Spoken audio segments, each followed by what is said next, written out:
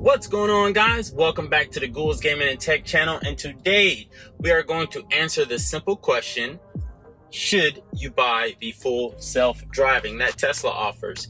Now, as always, I'm going to make this video short and sweet. I'm not here to waste my time, and I'm not here to waste you guys' time. All that I ask is you guys hit that subscribe button, hit that bell for notifications, and leave a thumbs up if I provided any kind of helpful information. So, without any further ado, let's get into it.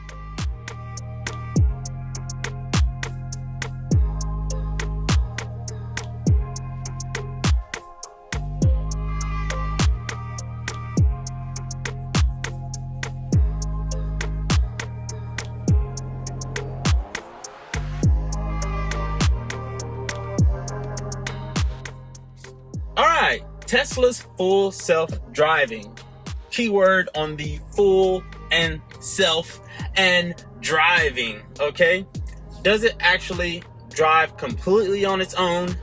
The answer to that is no. There's going to be certain turns you cannot make, or it will not make for you.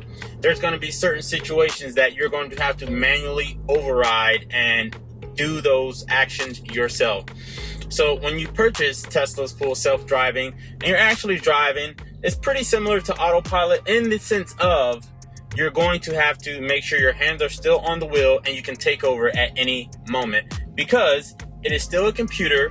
It does not account for every human error, every error that someone might make on the road. So you're going to have to take over in those situations. Tesla's full self-driving, as far as it on its own judging traffic, you all know, doesn't matter what city you live in, what state, doesn't matter. There's always going to be people on the road who don't drive like you drive. So to think that Tesla's full self-driving will take into account your driving habits and every other person's driving habits, that's damn near impossible right now.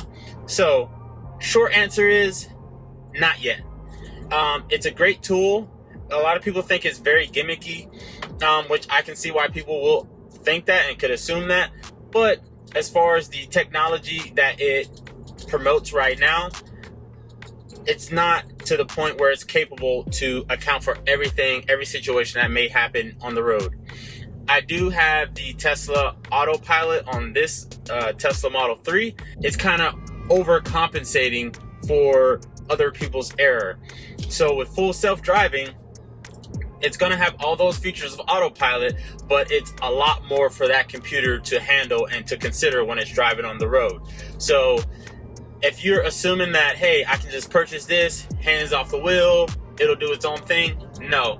I'm pretty sure you guys have seen several articles, several videos about people getting into accidents, and they think that, Tesla's full self-driving can get me from A to B with no problem.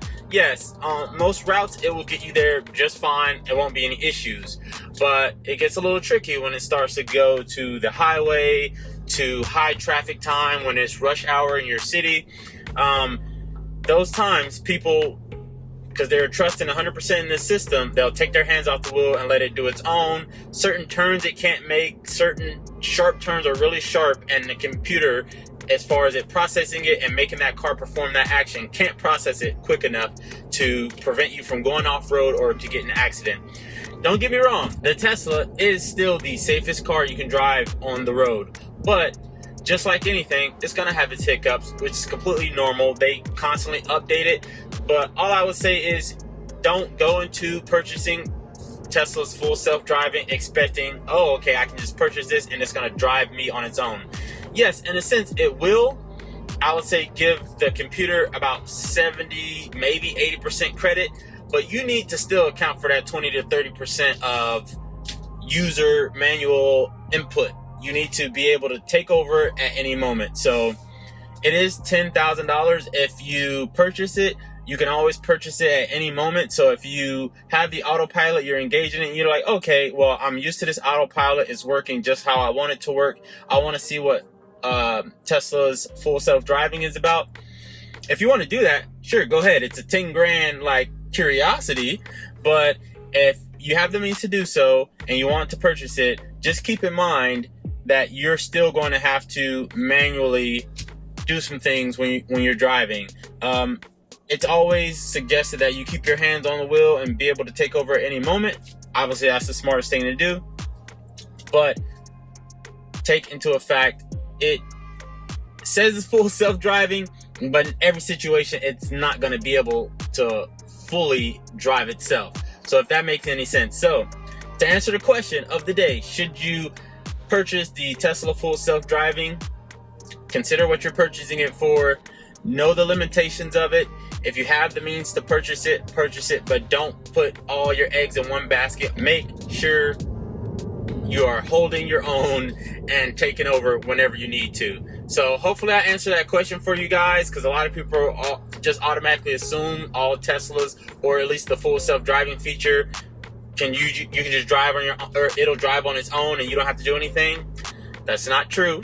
You do have to be able to take over at any time, and there are certain limitations that system has. So Autopilot works just fine. It has great lane keep assist. It'll slow you down and speed you up properly, but I noticed with just Autopilot alone, there's still some hiccups. So with full self-driving, there's going to be hiccups as well. So just consider that. That's going to be the end of this video. Like I said, I want to keep it short and sweet. You know how I do. I don't want to waste you guys' time. So as always, make sure you hit that like button, hit that thumbs up, subscribe to the channel. I have so many other videos that you guys can check out. I appreciate the growth. And as always, I'll see you guys in the next one. Peace. Let's get it.